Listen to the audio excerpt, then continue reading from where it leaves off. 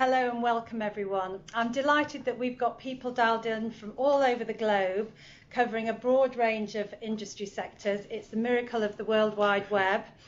We're going to spend the next hour talking to you about developments in EU competition law during the last 6 months. And to that end, my partner Tim Fraser is going to talk to you about some important developments in antitrust, particularly some recent cases on patent settlements and information exchange. Chris Stothers, who's one of my litigation partners, is going to talk to you about the long-awaited Commission's proposals in relation to damages actions. And my name is Sue Hinchliffe, and I'm going to talk to you about the Commission's proposals to change some important aspects of the EU merger regulation. Now, just before I hand over to Tim, I have been asked to make a couple of technical announcements for you. The first is that apparently at the bottom right-hand corner of the video screen on which you can see us, there's probably a black box. That's the screen that you would usually see yourselves on. Obviously, you can't do that. So to avoid it being in the way, you can just shrink it in the top right-hand corner of that box. And the second one, which is slightly more important, is that if you want to ask questions, there's also a chat box on the screen, and you can send your questions through to us using that chat box. We may not have the time to answer them at the end of this session, but if we don't get to them, we will certainly respond to you directly by email after the webinar. And with that, Tim, I'd like to ask you to kick off on antitrust developments. Okay, thank you, Sue, and good morning, good afternoon to everybody. So the first part of this webinar then, it concentrates on patent settlement agreements and exchanges of information. Two developments I think are important in practical terms to firms in lots of industries. So these are not necessarily industry specific at all, but should be of relevance to everybody. I want to start off with patent settlements, and I'm going to draw some examples of the issues that we're concerned with from the pharmaceutical industry. But I want to stress right at the beginning that the developments that I'm going to discuss are applicable in all industries, not just in pharmaceuticals. There is a reason why pharmaceuticals are the subject of these early decisions, but I want to stress that the principles apply throughout industry. Just by way of background, how did we get to where we currently are? The background is a sector study by the European Commission into the pharmaceutical industry, in which it found in this industry that there were a number of patent settlements which caused it some concern, and so it wanted to look at the principles and the underlying law a little bit more closely. And these were of concern to the Commission because they seemed to involve an understanding under which the challenger would not enter the market of the patent holder or of the holder of the patent which was now expiring in return for a significant payment. So here was the innovator making a payment to a challenger. In the case of pharmaceuticals, it was a generic pharmaceutical manufacturer, in return for the challenger not entering the market. And according to the Commission, this had significant impact on competition. So these were regarded as potentially problematic patent settlements. Our job today, I think, is to try and sort out for you the difference between patent settlements which are perfectly natural and give rise to no concerns, and those patent settlements which can give rise to some concerns. Now, in the pharma industry, and again, it's just an example, but we have the statistics here, so it's easy to show. In 2000 to 2008, which was the period covered by this sector study I mentioned, the Commission found that 22% of the patent settlements it looked at were problematic in this way. Problematic because the innovator had paid to the challenger a significant amount of money and the challenger had not entered in competition with the innovator. Now you can see from the table on the screen at the moment that the percentage of problematic patent settlements dropped significantly in the following year and dropped dramatically in 2010, but that in 2011 it has now edged up above, in fact, the 2008 to 2009 level, so that the issue is still obviously very current. Now, the percentages are a percentage of these numbers here. If you just look at the black lines on this screen, you can see that this traces the number of patent settlements altogether, and you can see a very sharp increase from 2008 to 2011, and now we have 11% of these patent settlements are regarded as potentially problematic by the Commission. So you can see that there is some concerns still here. Now, we have got some decisions which will help guide us into what we do about separating the problematic from the non-problematic ones. First of all, we had a couple of weeks ago or so the US Supreme Court in the case of FTC against Actavis. Again, this was from the pharmaceutical industry, but not restricted in terms of principle to that. Now, the Federal Trade Commission had hoped that the Supreme Court would say patent settlement agreements which go beyond the scope of the patent are always going to be illegal. And the defendant, Actavis, had wanted to suggest that patent settlement agreements which were within the scope of the patent were always going to be legal. And the Supreme Court did neither of those things. It says it depends. It wants to look on each occasion to see whether, in the circumstances of the particular case, there was a problem. That didn't really get us very far, other than to say we've got to look in each case, in each context, in each market, in each circumstance, whether or not this agreement could be a problem for competition. So let's turn to the Lundbeck decision of the European Commission. And here again, it's drawn from the pharmaceutical industry, but it's not restricted in terms of principle to the pharmaceutical industry.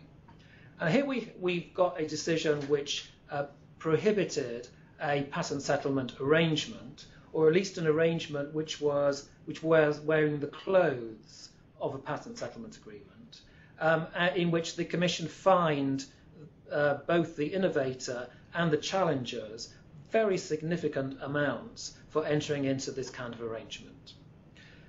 The decision itself is not yet out, so we have to look to what we know from the public domain to try and find any lessons from the circumstances of this case. There will be other cases. There are other decisions pending, and I will point to those later on. And there will no doubt be appeals up through the court system. So it may not be for some time until we really learn what the final outcome of these first steps will be. Nonetheless, I think we can actually learn quite a bit from what we know already. Now, what we know from the Lundbeck circumstance is that the main patents on the particular product, here it was an antidepressive called citalopram, the main patents had expired. That the patentee had a number of other patents on process rather than on the product itself, but that it was quite possible for challengers to come into the market by using other processes to manufacture the very product itself, and that wasn't protected.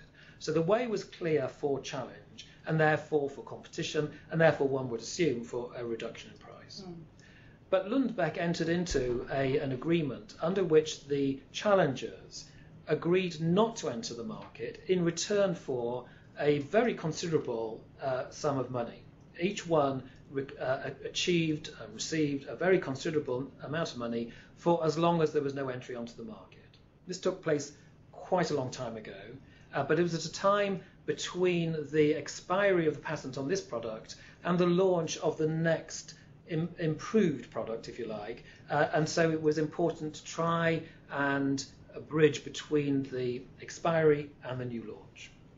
We also can gather from the scope of the patents that the generic companies, the challengers, must have agreed to restrict themselves from doing activities, from undertaking moves, which the original patents did not restrict them from doing.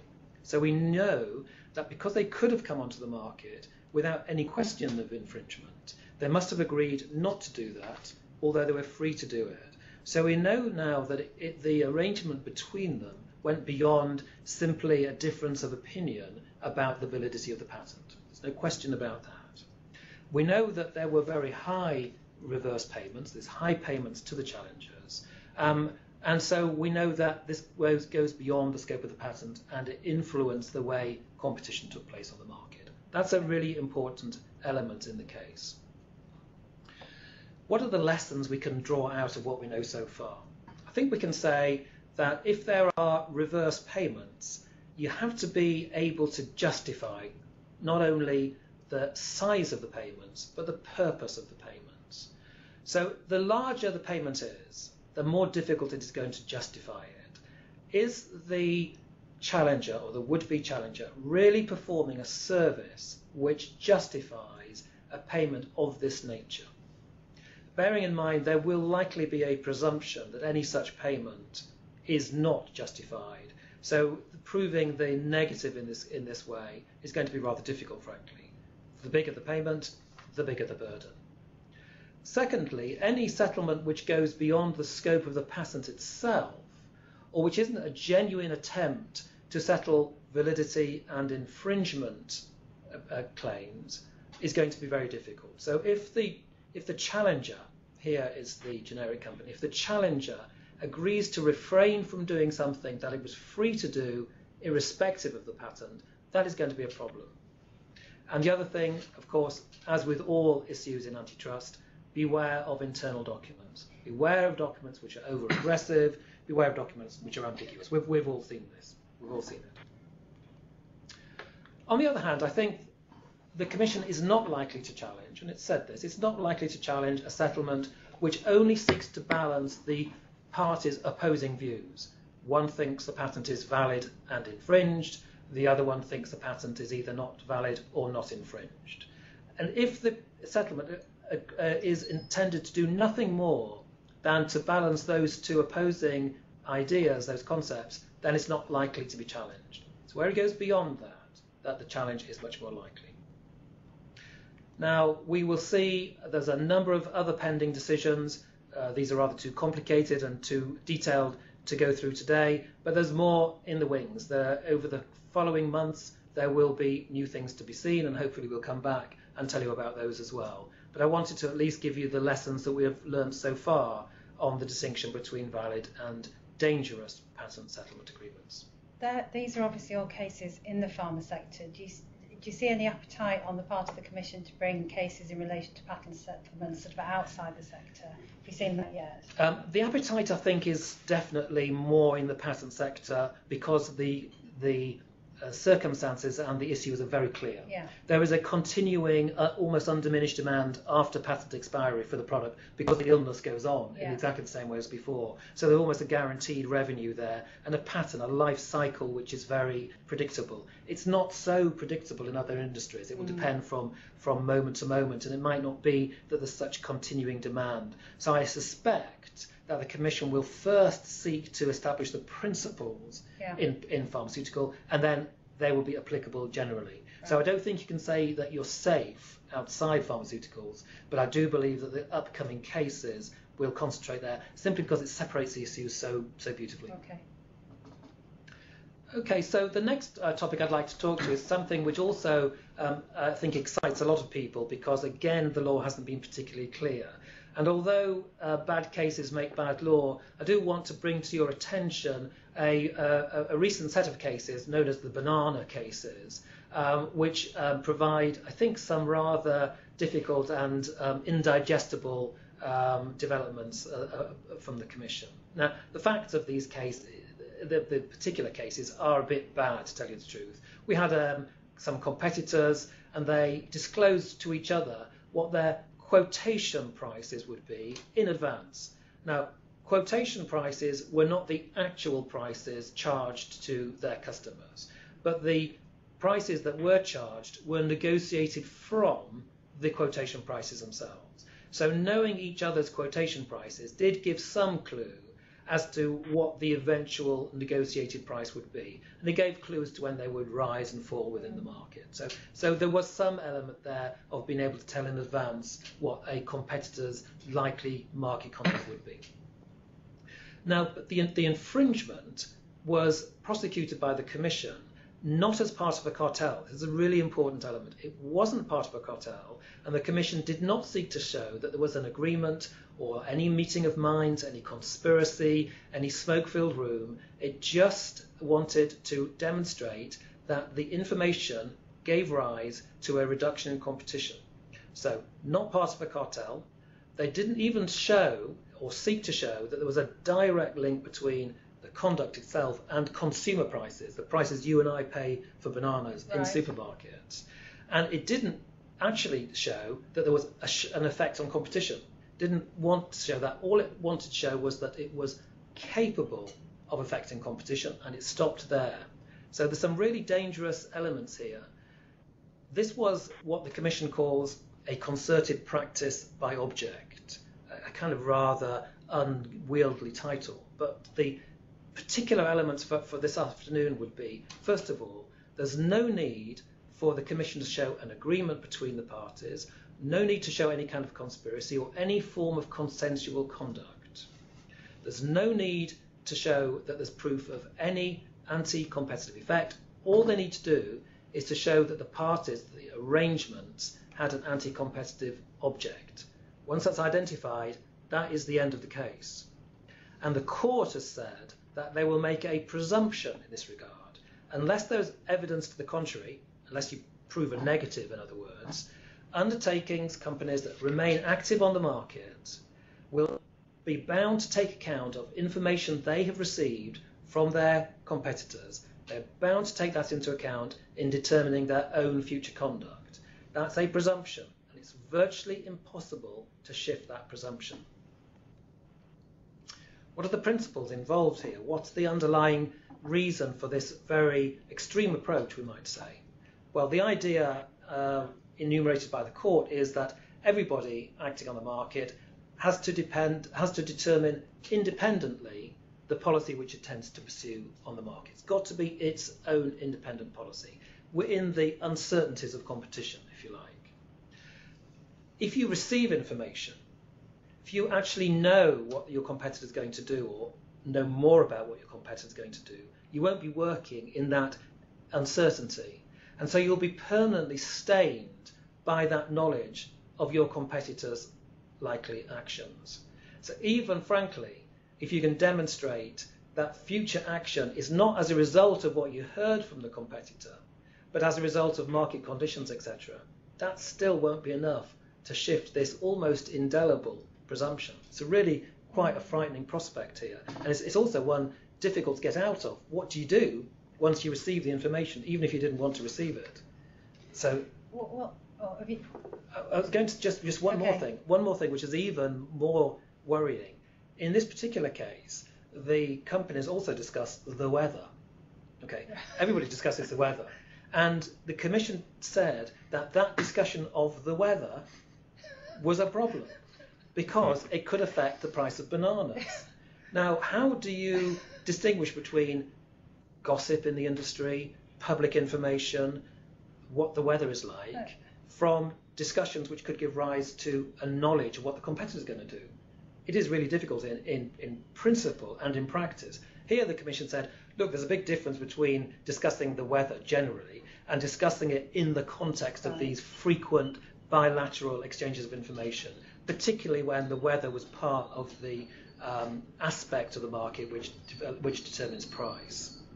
But that's quite difficult to do in practice rather. So I think just 2 slides to say what we should take out of this. In practical terms, bearing in mind this very broad approach, I think everybody needs to look to your own corporate practices and indeed to what's going on in the industry to ensure that information exchanges that might offend under this very extended form of competition control can be eliminated. And that means, I think, looking again at the rules of engagement for trade association meetings and other meetings of competitors. Because often, I think we've all found that you can actually have rules of engagement, let's say, which say it's perfectly okay to discuss public information in all cases. Perhaps proposed changes in taxation, proposed changes to the regulation of the market, import-export things like that. But I think we need to look at that again. since in the bananas case the discussions of the weather was a problem, I think it could be a problem in other contexts as well. I think we really need to discuss that. Now, Sue, sorry, you interrupted. No, I'm conscious about time, so I won't Okay. ask my question. I will hand over to Chris. Okay. I assume, Chris, you're not going to talk about the weather, but about something much more interesting, which is about the Commission's proposals on damages actions. Yes, thank you, Sue. And I am now slightly worried about whether British business in general is going to be damaged by the inability to discuss the weather.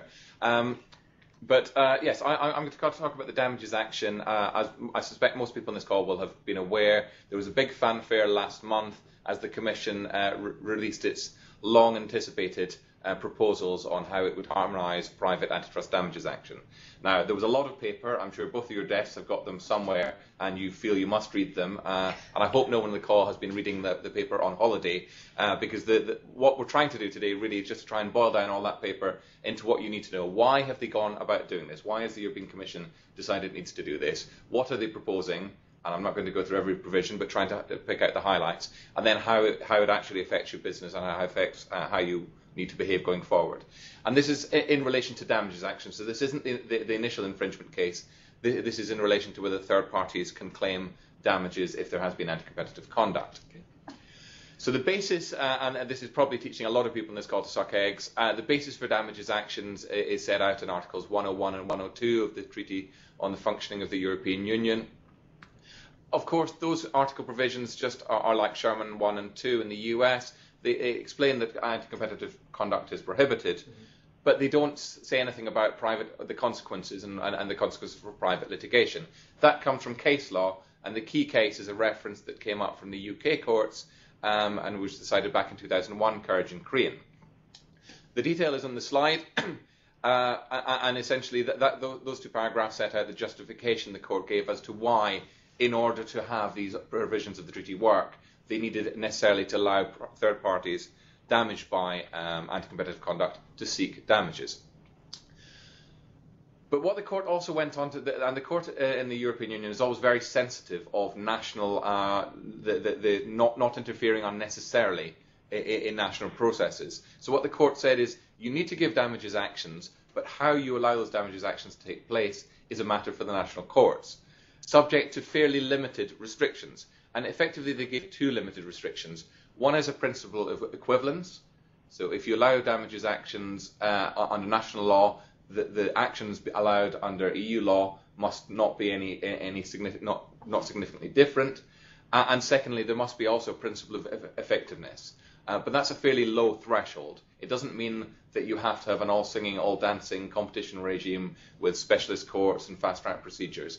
All it means is that the provisions you do have in place don't render it practically impossible or excessively difficult to exercise those rights. Very woolly ECJ language. And I think the Courage and Korean case is actually an interesting case study. I won't go through all the facts, but they're set out in the slide. But the interesting thing is the conduct in question in that case took place in 1991 through 1993. The complaint started in 1993. The case was finally decided in 2007. 14 years to get to a decision. The other important point, at one point through the proceedings, the Court of Appeal in the UK decided the damages were worth about £130,000. Subsequently, those damages were overturned on the basis there had been no infringement anyway, but the costs of the litigation then claimed by the defendants were over £2 million. So that gives you a good indication of some of the problems that can arise with damages litigation, where the costs run up by the lawyers are far, far higher than any of the damages actually suffered, even if there was infringement. That's an example from the UK, but really we can't focus too much on any one country because national practice is very divergent. Most damages actions do come from follow-on decisions, so there's been a decision by the Competition Authority which leads to the damages action. So it's not like the US where many cases are brought by individual parties, by class actions, by class action lawyers. And in practice what seems to have happened is most actions have been brought in one of three countries, the United Kingdom or Germany or the Netherlands. There is some kind of consistency with what happens. An awful lot of cases are stayed, so the action starts, but then the court says, but we're not going to pursue the action because we're going to wait for the result of the Commission investigation and any appeals against the infringement decision there. because they don't want to reach inconsistent views. And the second and very important part is, although a lot of actions are started, most of them are settled before trial. So they don't fight all the way through. We don't get a lot of judgments in this area. What tends to happen is, once the action has been started, the parties negotiate against the framework of that action and reach a resolution. A different kind of settlement from the patent settlement system you were discussing. Yeah. So to give you some idea why are these jurisdictions, I've picked the UK as an example. The kind of factors that mean claimants who are seeking damages will come to the UK for the litigation. One of the key elements that is often pointed out is the extensive disclosure obligations. In the UK, as in the US, a party participating in litigation needs to hand over relevant documents to the other side. The US, this is often seen as very extreme in that any document with any relevance whatsoever to the case has to be handed over. The UK is more limited, but can still be done in terms of types of documents. Right. So rather than, you don't have to say, I would like this email that was sent then, you would say, I'd like to see all emails between these people between these dates. And that can be a very extensive and expensive obligation for a defendant. And the very cost of that puts in a burden on to try to encourage settlement. There's a fairly forensic approach to damage quantification in the UK, so that the courts will not try and just reach a rough and ready decision. They will try and go through the detail. The perception is that that will often lead to higher damages than would be awarded in other jurisdictions where there's a more rough and ready and more limited documentation supporting the action. Cost recovery rules, that's probably the most dull part of this, but it is an important part of how settlement works in the UK. In the UK, if you lose a case, you have to pay the other side's costs. When you add to the fact that you've got high costs because of disclosure obligations, and also that third party seeking damages, Mr. Crean was an example where he didn't win, but if there has been a decision on infringement, the party is going to win that there will be some damages in most cases. There will be a dispute how much those damages are, but they're going to win. So they stand a good chance, at least at the start, of getting all their costs back, no matter what happens. But the longer things go on and the longer settlement isn't reached, the more pressure there is because the costs are higher. So the downside is not just the damages, but also the costs. And the Korean example where the costs completely outweighed damages shows why that can be such a factor. We have specialist courts and judges. Most of our judges were previously practitioners in competition law, so you will tend to have a fairly sophisticated level of knowledge deciding the case. One thing the UK courts seem to have done to advertise that they're open for business in this field is a very strong willingness to hear cross-border claims. So a claimant doesn't have to go to each country to seek the damages it suffered in that country. They can come to the UK and seek damages for the entire cartel across the whole of the EU in one court, in one set of proceedings. If you're a claimant, that's pretty attractive. If you're a defendant, that's obviously less attractive. Managed timetable and stay, by and large, the UK courts will make decisions as they go and will break up the case, which may mean in many cases they will start proceedings, require disclosure of documents, because documents over time will get lost, but then stay the rest of the case. So they may front load some of the cost. That can be an attractive reason as a claimant. And finally, and it's a small point, but it can be a relevant point, the fact that our courts will decide cases in the English language. And when there may well be parallel litigation in the US, that does help, that a lot of the information can be used without the need for translation. And it's often overlooked as whether that's a relevant factor, but I think it is a relevant factor for cases coming to the UK. Germany and the Netherlands, there can be other reasons why cases go there. There's been a particular attraction in recent years in both countries to claims companies buying up claims from lots of individuals and then bringing a joined up claim. And I should point out there, neither the UK nor those countries have a general opt-out class action the way the US does. So that incentive for litigation doesn't exist in any of the countries. Some statistics just to try to break up the text. These are the actions filed in the UK Competition Appeal Tribunal. There are two courts you can start a competition action in the UK. One is the High Court, one is the Competition Appeal Tribunal. These statistics are very clear and publicly available, and there's a general trend of increase, but not huge numbers of cases. The gloss I would put on this is that in the High Court, there are probably more cases and an increasing number of cases. There seems to be a tendency slightly of claimants bringing their actions in the High Court now rather than the Competition Appeal Tribunal. There are fairly dull procedural reasons why that is, But if we looked at the whole UK litigation system, we'd probably see an even greater trend of increasing litigation and more in the High Court. So with that background, we've got the divergent position, 3 countries picking up most of the litigation, lots of countries effectively having none or very little litigation. What has the Commission done? Well, 11th of June 2013 was the date the Commission package was announced, and there are really 3 main parts to it. There's a proposed directive, and the directive would harmonise national procedures. So going on from Kirsch and Crean, which said it's up to national courts how they organise their procedure, to bring a little more consistency and harmonisation to those procedures. There's a communication on quantifying harm. That's non-binding. It's meant to be trying to encourage the process of working out what the damage is and trying to give national courts a bit more guidance, particularly when they're non-specialist or they have a less forensic process. And then the third one is more generally applicable but applies to competition action. It was a recommendation on collective redress. Again, this is non-binding. What has happened is there's been a recommendation that national court systems should adopt certain types of processes to allow some kind of collective redress. And that will be looked at. Now, this is the latest step. It's not the last step, and it's been a pretty slow process. The Commission studied this area in 2004. There was a Green Paper 2005 and a White Paper 2008. So they've not run into that, and I think that's for good reason.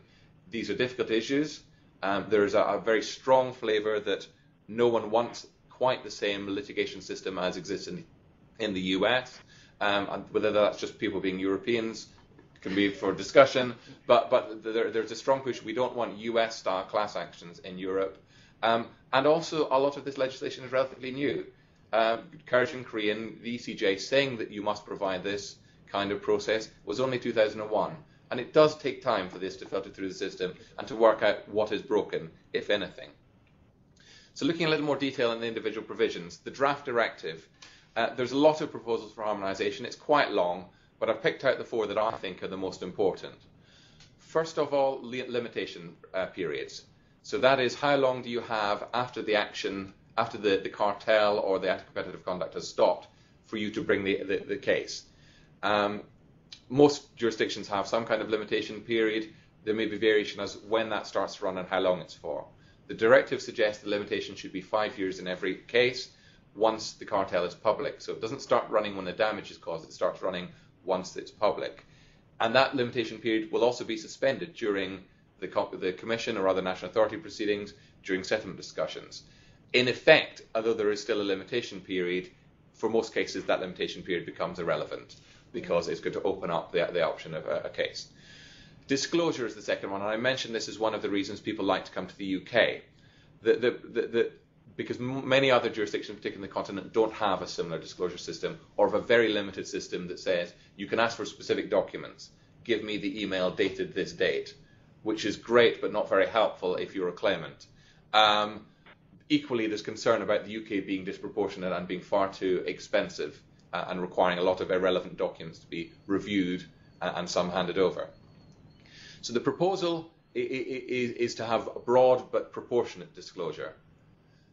Now that all sounds very interesting, and this is going to harmonise. We've seen a similar proposal and in fact a similar implementation in the intellectual property field, where disclosure is now mandatory across the whole EU as part of the enforcement directive.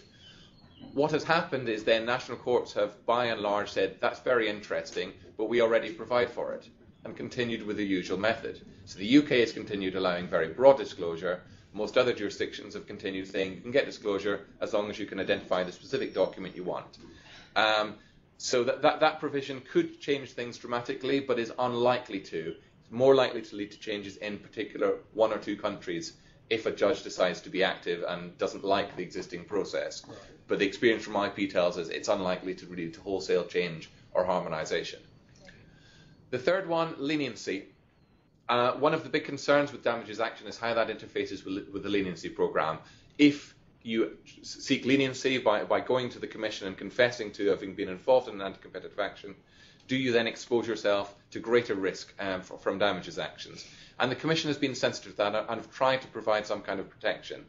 Really, there's 2 main aspects to that. First off, they said corporate statements made, leniency statements that are made, should not be disclosed as part of the disclosure process. And secondly, they have said although in general terms, any member of a cartel or anti-competitive conduct should be liable for the whole damage caused by that conduct. So if you're a claimant, you only need to sue one party for the whole damage, and then the parties can decide among themselves how they're going to allocate that, but the claimant doesn't have to concern themselves with that. There's been a carve-out for a leniency applicant. If you're a leniency applicant, you're only liable for your own, the damage you caused yourself. You're not liable for everyone else's damage. And that's important. There is a slight query in relation to this in the light of the recent cases in Fleiderer and Donar-Kemi, because both of those cases seem to say that such an absolute rule isn't permissible as a matter of EU law, and it needs to be determined on the facts.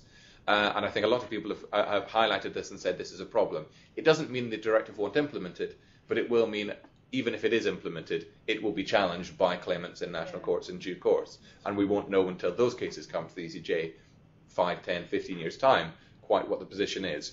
On the other hand, the former Advocate General Mazak has pointed out in discussions that he thinks this is acceptable because he would say the decisions in Fleiderer, Donar-Kemi were in the absence of harmonising legislation, but that once you have harmonising legislation, then that is permissible. What wasn't permissible was in the absence of harmonisation, national courts having absolute rules of that nature. In due course, we will see. I think it's important in the process that protection is made as strong as possible. The final point is in relation to the question of passing on. Passing on is for those who've not been involved in damages actions, is whether the direct purchaser can claim for all damage he suffered by way of larger prices, or whether the defendant can say, well, you pass some of that on to your consumers, so you should only be able to claim the actual loss you suffered to the extent you didn't pass it on. It's a big issue in the US, it's a big issue in Europe, it's far from harmonised. The provisions that have been proposed are incredibly complicated, lots of burdens of proof and shifting of burdens, not clear at all whether they work. I suspect those are going to be heavily changed in the process of discussion of the directive. So to be honest, I wouldn't worry about getting too hung up on what they say now, because I suspect those will not be the final provisions. So those are the 4 points of the directive. The recommendation, I think, is much more positive from a defendant perspective. The key recommendations in collective redress, although it says there should be a system of collective redress, they say it should not be opt-out, it should only be opt-in. Representative action should be very limited. You shouldn't get lawyers bringing representative actions. There shouldn't be contingency fees, so the lawyer's fees should not be dependent on the amounts recovered, and there shouldn't be punitive damages. And this all comes back to the point I mentioned earlier, which is we want to avoid US-style class actions or other kinds of abusive litigation in the EU. And this is a non-binding recommendation, so we'll see what member states do with it. The day after the package came out, the UK decided to publish its UK Consumer Rights Bill. And I don't know if they were deliberately delaying, they thought they might get some more attention or less attention. But it was the day after. It's only a draft bill, so it's even further behind the directive, because the formal bill, which will then be debated in Parliament, isn't due to happen for some time. There's a 3-month window for comments, so by the 13th of September there can be comments put on that. Most of that bill is nothing about damages actions, but Section 82 and Schedule 7 propose to change the UK rules on private actions. And they've got quite a lot of detail in there, and as I say, it's buried in the schedule. So if you want to look at it, you don't need to read the rest. That's what you need to read. And is that consistent with the draft directive? It is consistent with the draft directive because the draft directive doesn't touch on it. It's to some extent consistent with the recommendation, save that it is proposing opt-out collective actions, which is different. Yeah. Now, the recommendation doesn't say you cannot do it. The recommendation is kind of, this is best practice. Yeah. The UK has taken a lot of soundings on this issue separately, and the UK perspective is that opt-out is the right way to go. Right. Part of that has been driven in the past by a representative action brought by Which, the Consumers Association, in relation to football strips, which was an opt-in action and at a very low rate of participation, and Which has essentially said, we don't see the point in representative actions in the current system. So that's more likely to drive more cases to the UK if it's because the plaintiffs are likely to bring actions here. It's likely to increase the overall level as well as attracting cases to the UK. It will also probably increase the overall level if it goes through. The balancing part is that they have said there's no contingency fees, which is interesting because we've just had a change to UK law to allow contingency fees in general. But what they've said is, and they're called DBAs or damages-based agreements. But what they've said in the proposal for what will be a draft bill is that the DBAs shouldn't apply in this sphere. So yes, you have opt-out actions, but the lawyers cannot participate in the action. Okay. So again, it's trying to avoid US class actions. Final slide, practical impact. I think it should be quite clear by now, it's probably going to be some years before there's any real impact of this. It's all non-binding or drafts. And even once it is implemented, my feeling is it's unlikely to lead to particularly major change. The IP Enforcement Directive is the good example, implemented in 2004, relatively limited changes to national practice. Changes in the edge has happened, but otherwise national courts have found a way of finding their national practice to comply with what is required by the directive. And I suspect we'll have similar effect from any enforcement directive in the competition sphere.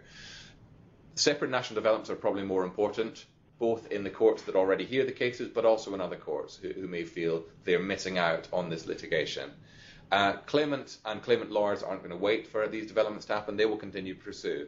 And so defence strategies still ought to be based on the current claim strategies as they develop. And what that means in practice is thinking ahead. It's all the usual things with litigation, thinking ahead.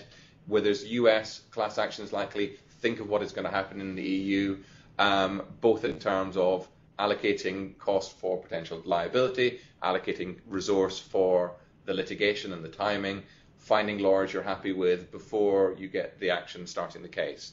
So all of those apply and aren't going to be changed. So although there's been a lot of fanfare, the big picture is not much is changing yet. Think things will carry on as before. In some time there might be change.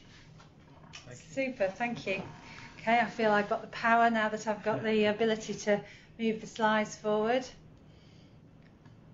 Okay, now I expect that many of you have had some experience in notifying transactions to the European Commission, and I expect that you, like me, have found that process often to be very burdensome and sometimes very frustrating, both in terms of the level of information that you have to submit with the notification and in fact with the time that it can take in order to go through that process, particularly in the context of pre-notification discussions. And in partly to respond to concerns that stakeholders had about the process, during the last 6 months the Commission has issued 2 packages of consultation documents that are intended to bring about some important changes to the EU merger control regime, ostensibly to simplify the process, although I think there are some other changes in there that are very important.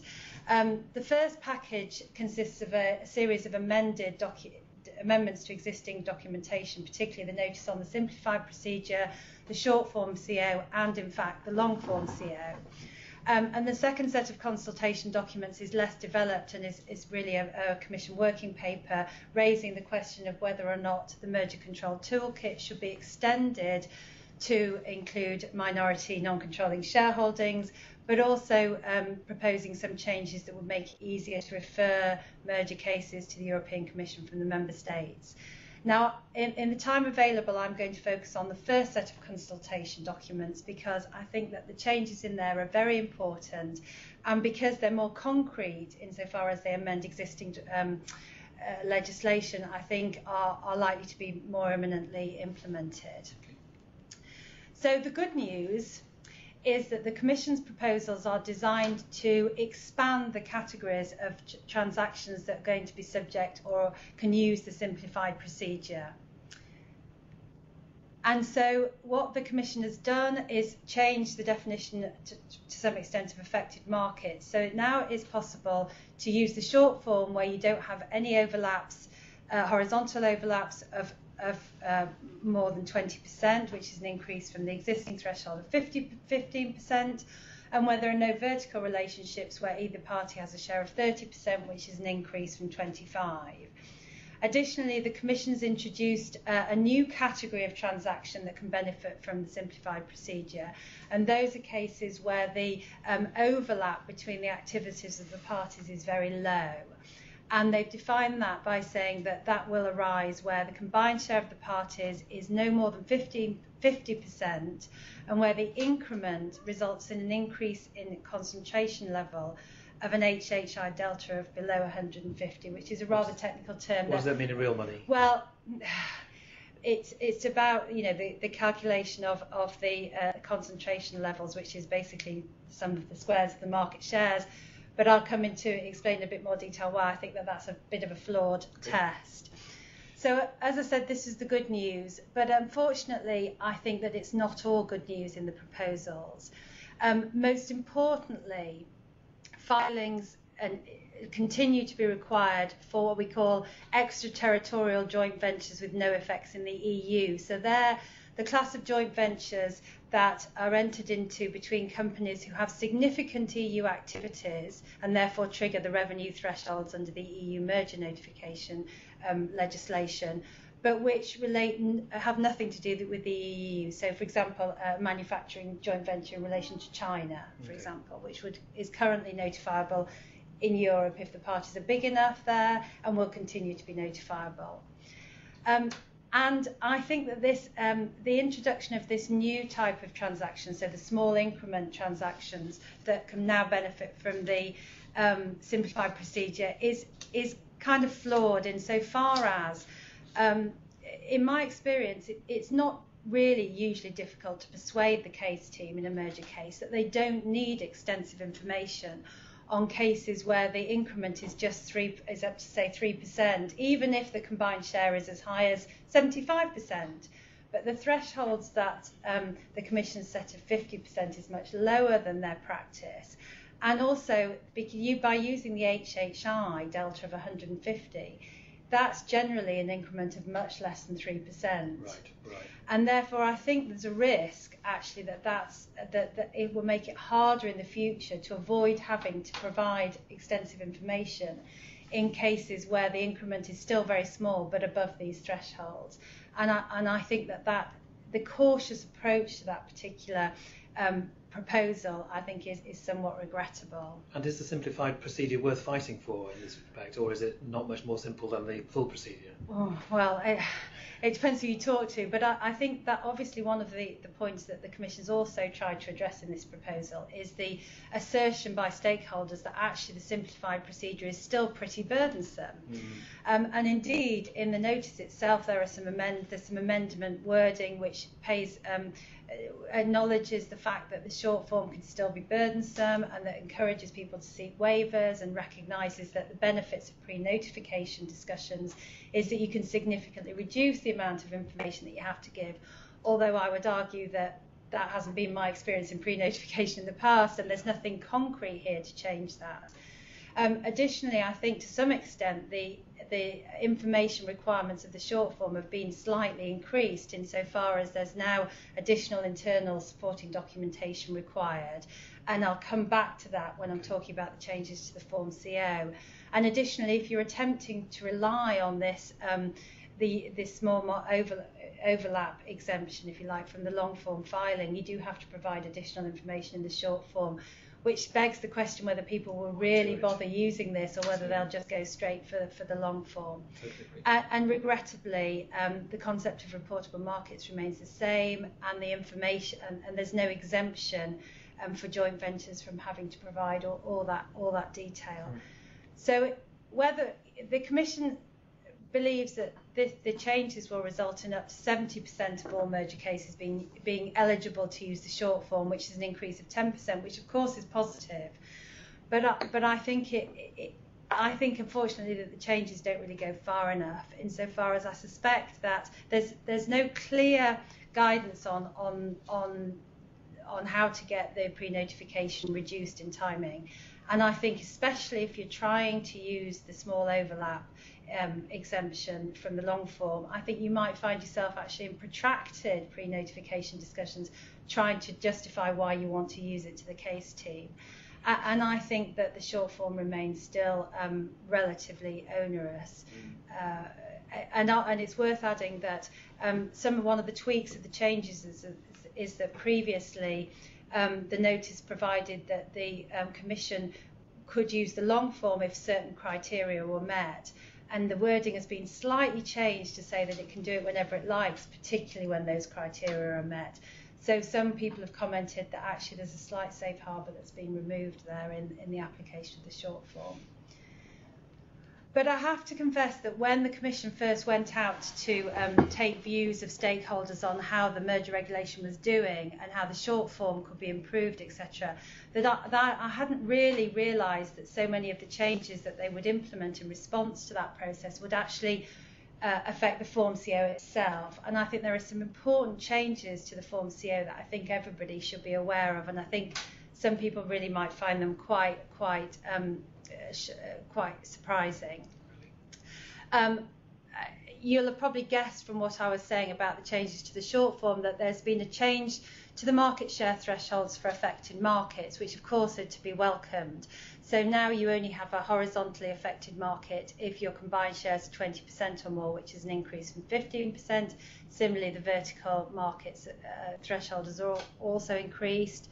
The only area of the definition of affected market where actually the threshold seems to have been slightly reduced is in the where you look at relationships between potential competitors, where now you have an affected market where one party has a share of 20%, which is down from 25%, and the other has plans to enter the market or has pursued those plans in the past 3 rather than 2 years. And it's interesting that they've actually made that change, because my understanding is those cases are in practice very unusual in any event, so it's not clear why they felt they had to do that. But the next change, I think, is really very significant. The information requirements of the Form CO have now been expanded to include all plausible market definitions, so that an affected market consists not just of the relevant product and geographic market, but all plausible relevant and product and geographic markets. Now, obviously, as many of you will be aware, the short form filing has always had a concept of plausible markets in it. But that's really because there's no market test in the short form notification. So there's no testing of the market definition with the industry, as there is with the full Form CO. And so now, theoretically, it will be necessary to provide full Form CO information, market information, not just on the affected markets that you've identified as being relevant, but on all plausible alternative affected markets. So I think that has the potential, A, to increase the information requirements in the Form CO really significantly, but also I think there's a real risk that you may well extend your pre-notification discussions, because one of the key discussions with the case team is going to be around, well, what are all the plausible markets, and what are all the plausible markets that we're going to need to provide information on. And I think particularly when you've got less experienced case teams, or where you've got an industry that the Commission hasn't looked at before, that's going to has the potential, I think, to extend pre-notification. I sound like the harbinger of doom here, but the other area where I think the information requirements have been changed significantly in the Form CO is in relation to the scope of 5.4 documents. For those of you who practice in the US, these are the equivalent to the 4C documents that you need to submit with an HSR filing, and traditionally or historically have been documents essentially presented to or produced by the board of management of a company that describe the competitive effects of a proposed transaction. But the Commission has sought to expand the scope of the documents that need to be submitted with a filing really quite extensively. And whilst the proposals are highlighted in red, but importantly, for example, they will now want to see minutes of meetings of the Board of Management that discuss the transaction. Now, that criteria isn't listed to minutes that relate to the competitive effect of a transaction, so could include the financial implications, HR implications, property implications, so it seems to be somewhat extensive. Importantly, they now want presentations and analysis that look at different options for acquisitions, not just the notified concentration. And that, I think, raises serious issues of confidentiality. Although, of course, the Commission does very well on leaks, and nobody's suggesting that that's a big risk, I think a lot of companies will feel very reluctant about providing documentation to the Commission about transactions they've considered in the past or transactions that they may be considering in the future. And it's not obvious to me why that's relevant for the assessment of the proposed concentration. And finally, in terms of the scope of documents on the competitive dynamics of competition in the relevant markets, the Commission is now particularly asking for documents from the past 3 years. So this, I think, has the potential for, tens or more documents have to be submitted with the Form CO. And it's questionable, I think, whether these are really all necessary and all relevant, and whether the Commission has really, to be honest, the manpower to review all of these documents. There are some other notable changes. I don't need to go through all of these in detail, but the first one I think is very important. The way that the Form CO is now set up is that there's an encouragement to ask for waivers to provide certain information, including some of the provision of some of the Section 5.4 documents. But what the Commission does is specifically reference is where they think waivers are appropriate by the use of footnotes. And I think there's a real risk that case teams will only be prepared to offer waivers where those footnotes apply, and that it will actually lead to a narrowing of their flexibility for the Form CO. And finally, it's worth just adding that, interestingly, and this must be a reflection of the Commission's frustration with parties who submit incomplete or incorrect contact information for competitors and customers, that they've now removed the reference to multiple instances of errors being grounds for declaring the Form CO, and are now suggesting that just a single error could be a ground for withdrawing the Form CO. So you need to make sure that your contact details are absolutely perfect, I think, before you submit a Form CO in the future. Finally, just in the last couple of minutes, I just want to describe very briefly for you the information that's contained in the second set of consultation documents. Essentially, as anticipated a lot in the press recently, the Commission is consulting stakeholders on whether or not the merger control toolkit should be expanded to apply to non-controlling minority shareholding, so what they refer to as structural links. And on the slide, I've put out the questions that are being raised in the consultation documents. Importantly, the Commission has explained clearly that it thinks that these types of structural links can lead to competitive harm, and that they don't currently have the power to address them. And then they've suggested 3 possible alternatives for having a system. One would be just to use the existing system. One would be to use a sort of self-assessment or voluntary notification system. They also ask about what kind of structural links should be subject to review. And that consultation, for everybody's benefit, is still open until the middle of September. So if it's something you feel strongly about, there's still an opportunity to comment on that proposal.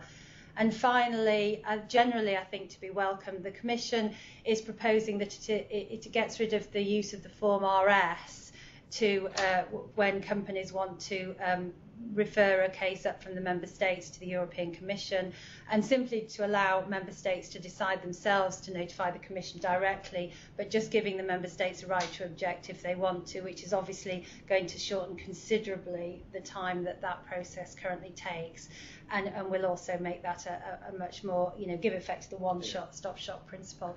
The only negative thing I would finish with, which seems perhaps not right to finish on a negative point, but it also proposes to simplify the process for Member States themselves to refer a case to the European Commission.